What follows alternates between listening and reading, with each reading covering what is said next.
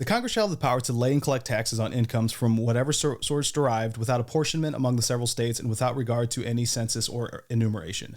Why am I reading the 16th Amendment of the United States? Well, because there is a Supreme Court case that's being heard, Moore versus United States, and the facts of the case are, and I'm just going to read verbatim, the plaintiffs in the case are individual shareholders with a controlling interest greater than 10% in a foreign company that became subject to the deemed repatriation, in this case, unrealized tax gains.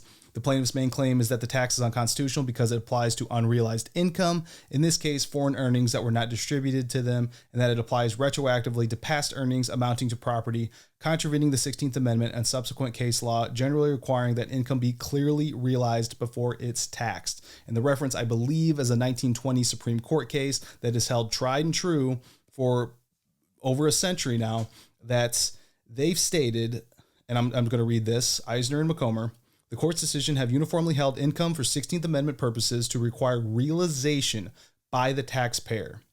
So realized versus unrealized. Realized. In this case, it's going to be about property, but in other cases, I think when you're thinking about the quote unquote wealth tax, you're talking about stock options, and cryptocurrency is a big focus for a lot of individuals. So whatever increase that becomes, you would pay the difference, and that would be your property. So the current value minus what you actually put in, and every year you should be taxed upon it.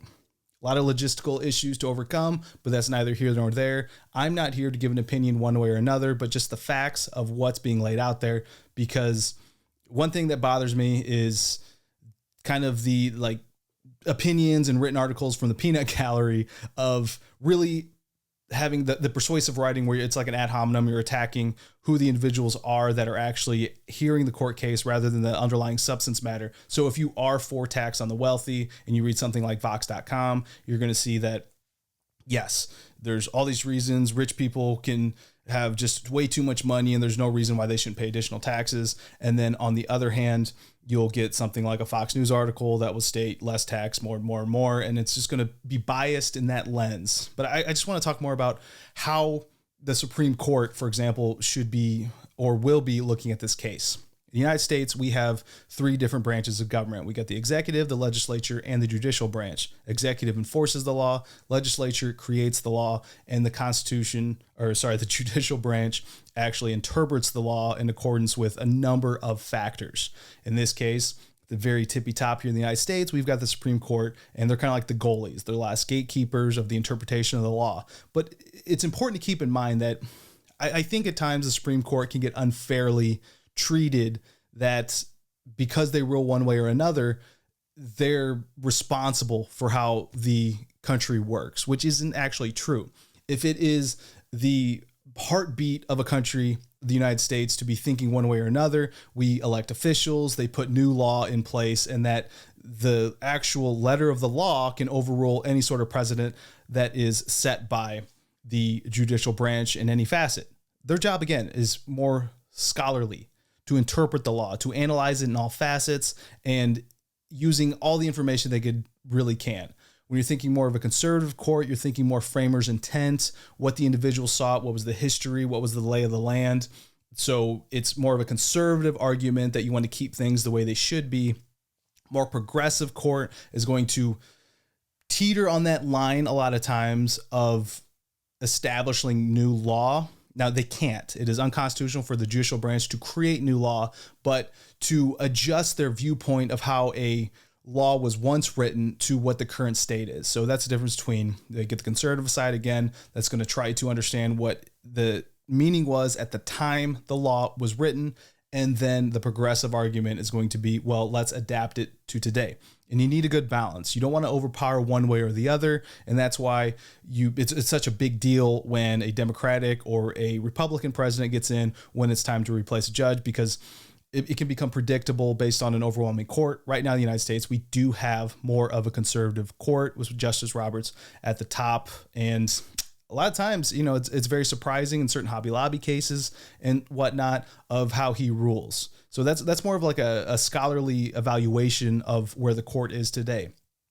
Now, I don't want to give one opinion over another as far as what's going on with Moore versus United States, but I wanted to give both sides of the argument without any sort of ad hominem attacking either side or any sort of outside perspectives that are just unneeded for the cases. So what's really cool with, federal courts, and especially with federal courts, I once talked to a federal court circuit judge, and I was asking, what's your favorite types of cases to hear? Well, he said patent cases, because there's going to be underlying technology and science, and it's the responsibility of each party to educate him. So pretty much he gets free schooling. Now, that's also similar to the case we see here with a lot of briefs. You're going to see brief. So many briefs that are listed here of third parties with some interest, some expertise. That way they can educate the court. They can give more color of either to the petitioner or the respondent. Looking through a lot of these briefs, it's more on the petitioner. I think there is a tough argument to be had. This is my own opinion, based on just current letter of the law and how things are and how they've been, again, referencing a 1920s case. When you're referencing a case that's over 100 years old, that's continually been upheld, then there's a lot to overcome in terms of the Supreme Court overruling it. However, that doesn't mean that the Supreme Court shouldn't hear it, or even narrowly. So the public perception of this case is going to be on that unrealized gains. However, if I remind you on the facts of the case, this is about property, and I believe it's actually located in India. So there's some international law aspects to it, and one of the briefs actually touch on that sense. So it's not so much that this is going to be a slam dunk case for unrealized gains versus realized gains. If need be, they can really interpret it to the narrow facts of the case, and it'll be upheld specifically for, property, unrealized gains in international law. We don't know to what breadth the current Supreme Court is going to be. So I went through and I just wanted to pull some different arguments. Again, mostly what I found, and this isn't to sway you one way or the other, is in favor to not tax unrealized gains. But there are some, of course, that state exactly 16th Amendment doesn't limit anything. So the extension of the law can be performed until otherwise ratified by the legislative branch. So trying to just look through my notes here. Here's one.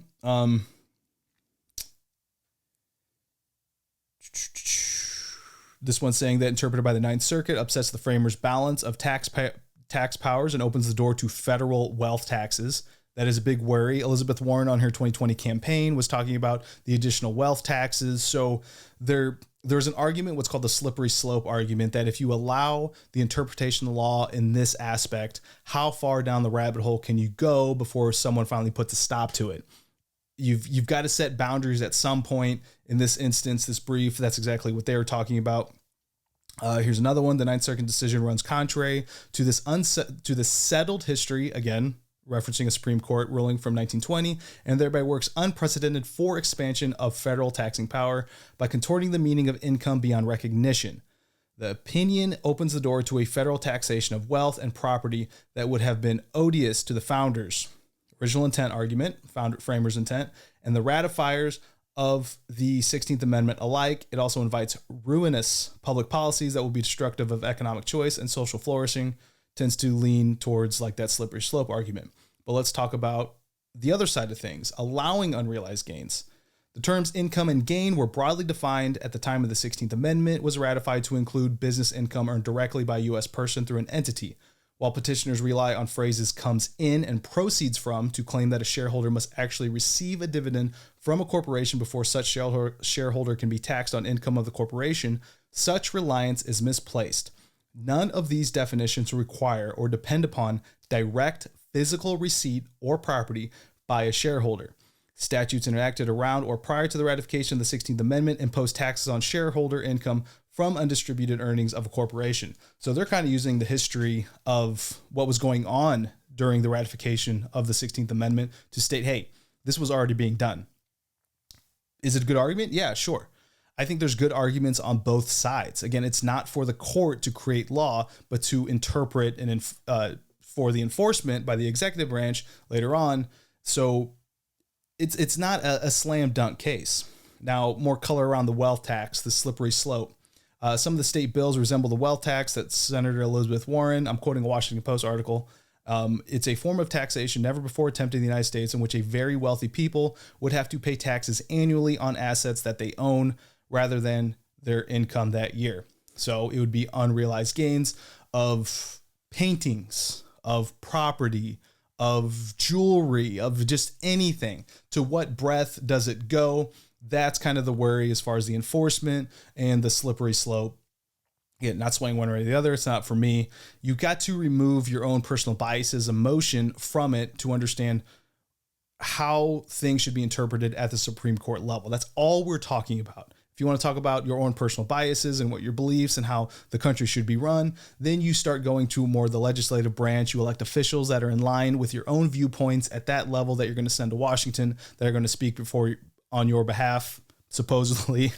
And that's how that works. So it's two sides of the case. Again, this isn't how it's done. And another thing you can do, so to add more color about like what goes on even when the legislature ratifies a law, like there's what the letter of the law states. So I read the 16th Amendment, but there's also the history. What's the history behind it? What was going on at a certain time? That's what you're going to see in different briefs. That's what you're likely to see discussed in the eventual Supreme Court ruling, I believe, next month. And then there's like the theory of the intent of like how it's going to be applied, and then the actual application of it. So I think the strongest argument to not, this is my own personal opinion of reading all the different briefs, is that it's just been upheld. If I look at the basic, if I define income, let's define income. And I'm just going on just the basic dictionary.com version. Income, money received, especially on a regular basis for work or through investments. Money received. Okay. Sounds pretty reasonable. Received. Okay. Let's define receive.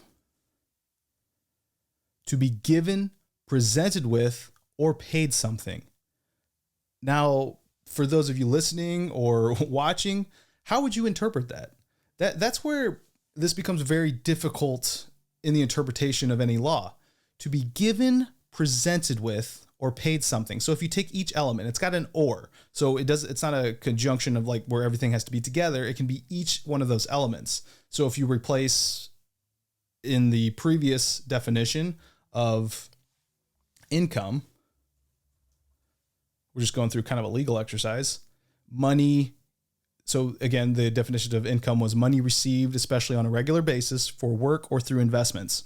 So first one, money given, especially on a regular basis for work or through investments, money presented with, and then money paid of something. Okay. Presented with, that becomes one of those arguments is like, what does it mean to be presented with? That doesn't sound like realized to me. If I go on my stock portfolio and I see that I have increased value, kind of like on the Schwab account, you'll see like the plus and it'll show you how much your gains are. Is that presented with? Define presented with. Now we're talking about ordinary dictionary definition in today's sense. To be presented with is to be given something as a gift or reward. What's given? You can see how it's not so simple in terms of the interpretation of a law, and you got to take all these elements into account. So, let me know your thoughts. If what I laid out here actually makes sense, because it's very difficult. Constitutional law, I found in law school, like I went to law school to do intellectual property law, specifically patent law.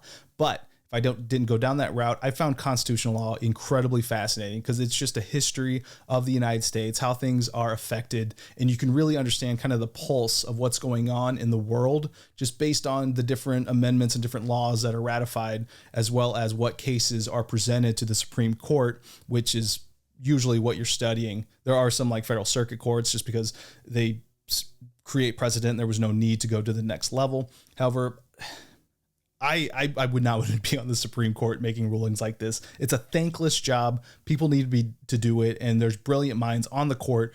Personal biases aside, for anybody that's out there listening, they are very intelligent, very brilliant individuals, scholarly, and they're doing what they believe is in the best interests. And don't forget, there's a collection of them. It's a meeting of the minds where a majority overrules the minority. So that's what's going on. This wealth tax, how it works, the interpretation, what's at stake, what could be the potential ramifications. We're not even going into the fact of all the economics that could be the repercussions of a ruling one way or the other. Just going to be talking about the scholarly aspect of what is before the Supreme Court and why they rule one way or the other. Thanks for listening.